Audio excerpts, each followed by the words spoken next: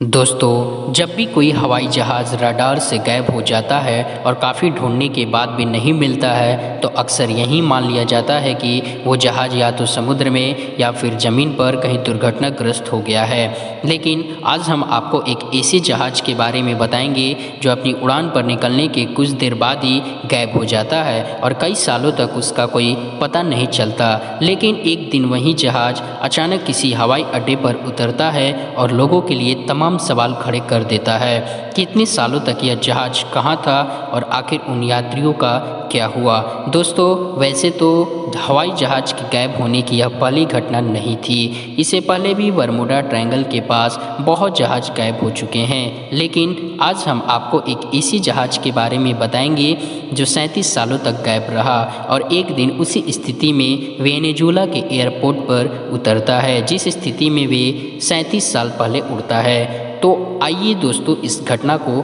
विस्तार से जानते हैं।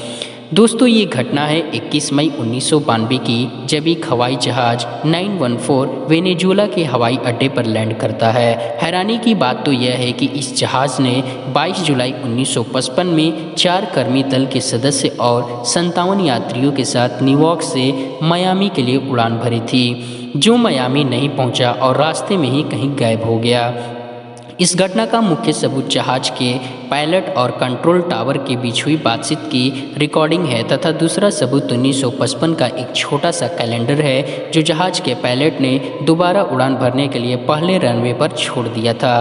कंट्रोल टावर के कर्मचारियों का कहना था कि उन्होंने इस घटना को अपनी आंखों से देखा था। कर्मचारियों का कहना था कि यह प्लेन कुछ अजीब और अलौकिक था जो बहुत पुराने मॉडल का लग रहा था तथा रडार स्क्रीन पर भी नहीं दिख रहा था।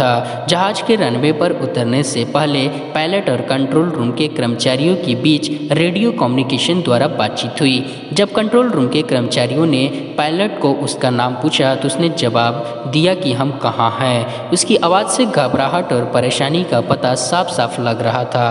अंत में पायलट ने कहा कि यह एक चार्टर फ्लाइट 915 है जिसमें 57 यात्री सवार है और यह फ्लाइट न्यूयॉर्क से मियामी के लिए है। फ्लाइट की यह बात सुनकर कंट्रोल रूम में सन्नाटा छा गया क्योंकि फ्लाइट 914 का डेस्टिनेशन पॉइंट मियामी काराकास यानी वेनेजुएला से 1800 किलोमीटर दूर था। तभी कंट्रोल रूम ने पायलट को जवाब दिया कि यह तो काराकास यानी कि वेनेजुएला साउथ अमेरिका है, क्या आप खो गए हो। पायलट की तरफ से कोई जवाब न मिलने पर भी कंट्रोल रूम ने मुसीबत में जानकर जहाज को रनवे पर उतरने की अनुमति दे दी और जहाज सफलतापूर्वक रनवे पर उतर गया। जैसे ही कंट्रोल रूम को लगा कि अब स्थिति नियंत्रण में है तो उन्होंने फ्लाइट की आवाज़ सुनी जो अपने साथी पायलट से कह रहा था कि देखो ये क्या अजीब सी चीज़ है, जैसे उन्हें एयरपोर्ट पर खड़े जेट प्लेन को देखकर बहुत हैरानी हुई हो। कंट्रोल रूम के कर्मचारी डॉक्टर डेलाकोर्ट के अनुसार पायलट ने बताया कि यह फ्लाइट 1955 में मियामी के इंटरनेशनल एयरपोर्ट पर सुबह 9:55 पर लैंड होनी थी। तभी उन्होंने पायलट को बताया कि यह काराकास यानी वेनेजुएला का इंटरनेशनल एयरपोर्ट है और आज 21 मई 1992 है। जहाज का पायलट डॉक्टर डेला कोट की बात सुनकर भौचक्का रह गया। उसके मुंह से बस इतना ही निकला, ओह माय गॉड, जैसे वो अपनी सांसें ही भूल गया हो। डॉक्टर डेला कोट ने पायलट का हौसला बांधने की कोशिश की और सहायता के लिए ग्राउंड स्टाफ भेजने की बात कही। यात्रियों के चेहरे को देखकर लग रहा था कि जैसे उन्हें किसी बात का आभास ही नहीं था। उन्हें तो अभी भी यही लग रहा था कि उन्होंने मियामी यानी कि फ्लोरिडा में लैंड किया है और वे 1955 में ही हैं। जैसे ही ग्राउंड क्रू प्लेन के पास जाने लगा तो पायलट एकदम से चिल्लाया, नो डोंट, हमारे पास मत आना, हम जा रहे हैं। ग्राउंड क्रू ने बताया कि उस समय सभी यात्रियों के भौचक्के चेहरे नज़र आ रहे थे, जैसे वे कुछ समझ नहीं पा रहे थे कि उनके साथ ये सब क्या हो रहा था।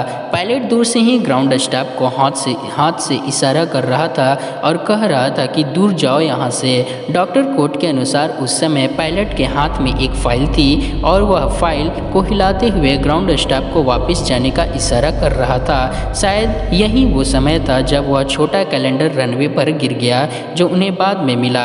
पायलट ने अफरा तफरी में जहाज का इंजन स्टार्ट किया और प्लेन को फिर से उड़ा ले गया। बाद में कंट्रोल टावर के रेडियो में रिकॉर्ड हुए वार्तालाप और उस कैलेंडर को सरकार द्वारा जब्त कर लिया गया।